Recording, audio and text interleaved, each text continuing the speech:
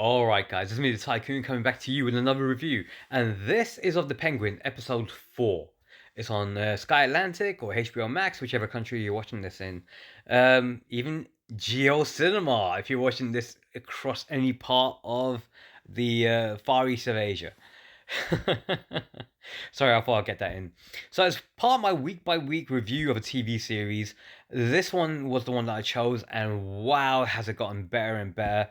There's been how can I put this? This TV show has been able to give more character development, more time to character development than a movie can give at any point, and it's created well-rounded, fully fleshed out characters. You know, not just the Penguin or Victor, but this episode focuses on Sophia Falcone and her history. It looks into what she's about, how she got to where she is, and more importantly, what she's got planned for the future. And yeah, she is quite brutal. Um, but it's more a matter of she was created that way, would be the best way of putting it. She's kind of an innocent victim in much of what has happened. So, yes, she is born into a crime family, and she was going to be taken over as the leader, as her father, Carmine Falcone, wanted her to do, because in simple terms, Alberto, her brother, the son of Carmine Falcone, was a waste man. He's just into the money, into partying, and takes nothing seriously. And that comes back and bites him hard.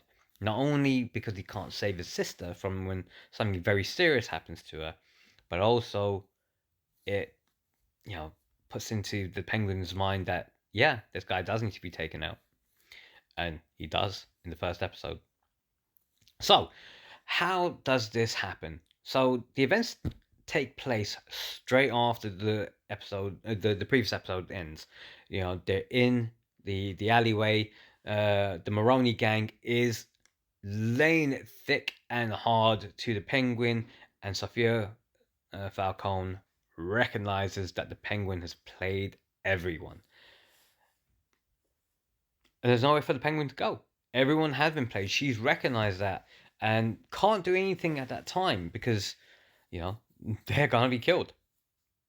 So yeah, when they survive, of course, she's badly injured.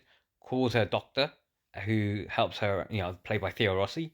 Excellently done. You know, this is a reserved role for Theo Rossi.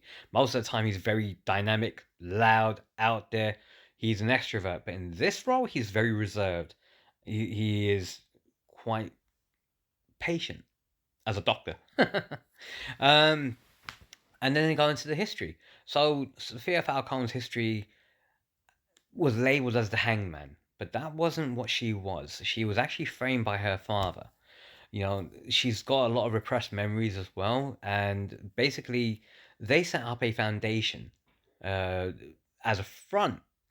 Really, it was a front by her father to disguise his activities, extracurricular activities, of killing off people and making it look like suicide by hanging.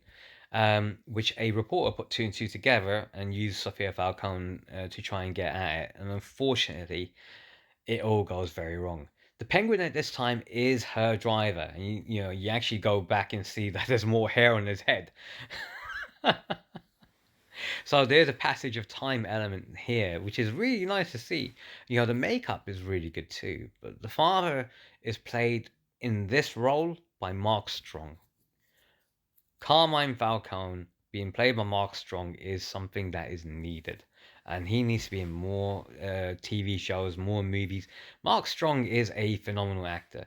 You know, in the Batman movie, he was played by John Turturro. So if anyone was to replace Carmine Falcone or John Turturro, it has to be Mark Strong. It is that good. Um, and of course, the sinister nature of Carmine Falcone. You know, he wants his daughter to take over everything until all this criminality comes through, and in order to hide it but not take out his daughter, he sends her to asylum. He sends her to Arkham Asylum, and yeah, pins the deaths of all those women on her. So frames her, does it all. It is really, really shocking. And of course, during that time, you see how Arkham Asylum actually is. Yeah, the lunatics are running the asylum in this one, and I mean the doctors, because they've been bribed and they're doing things which are banned practices like electric shock therapy, and you see the effect that it takes, because Sophia Falcone was actually supposed to be there until her trial for 6 months, except that the doctors got paid out and said that she's not fit to stand trial and therefore she has to stay there for longer. A decade goes by and then she's released, and the effects of everything has taken its toll on her, and that's why you see her as she is. She also has been heavily sedated by the drugs that there's gone there, and you know what those drugs are because they've been talked about in the previous episode, which were mushroom based. And it's like, oh my god. But once you get through the actual history of Sophia Falcone, you really feel for her.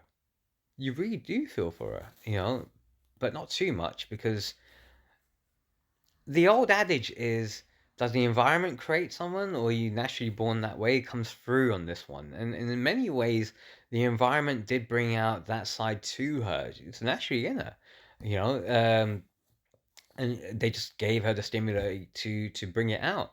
Um, that's kind of crazy. It is kind of crazy, but she doesn't hold back. She knows how to plan extremely well, and by the end of the episode, she's having her dinner and she's made up her mind that she's gonna go to Italy, and announces it while all the Falcons are there having dinner. Eh, and it's kind of touching, because you do feel that they've let her down as well, because a lot of them made affidavits to say that she was nuts. And it turned out none of that was true. Not a single one of it was true. But the end of the episode, there's this real touching moment where she takes out her niece and they go to the greenhouse area, and she talks about, how her and her kid brother used to spend all the time pretending that they were sleeping in the jungle. And it's like, wow, this is really cool. But you're thinking at the same time, is she gonna kill this kid? You're wondering, because she's got that look that something's not quite right there. Something's going on. And at the end of the episode, you see what's happened. Thankfully, I'm just spoiler alert, she doesn't kill the child. Everyone else in the household, though, she does kill. And she does that by a really good technique, which is gassing the house. She's amazing. She's brutal, and she knows what she's doing. But that concludes the episode anyway, and we now know that, the top people are taken out. She's taken over. This is her rise to power. But what's going to happen now with her, Oz, the Penguin, the Maronis? It's going to be all out war. Anyway, guys, if you watched the episode, let me know what you think in the comments. You know what? I'm enjoying the series a hell of a lot. And the Matt Reeves universe of the Batman environment is going absolutely crazy at the moment. It is brilliant. But as always, whatever platform you're watching this on, give me a like, give me a follow, give me a subscribe, and leave a comment. If you guys don't know how to do that, you'll need to go back to school. So says the tycoon.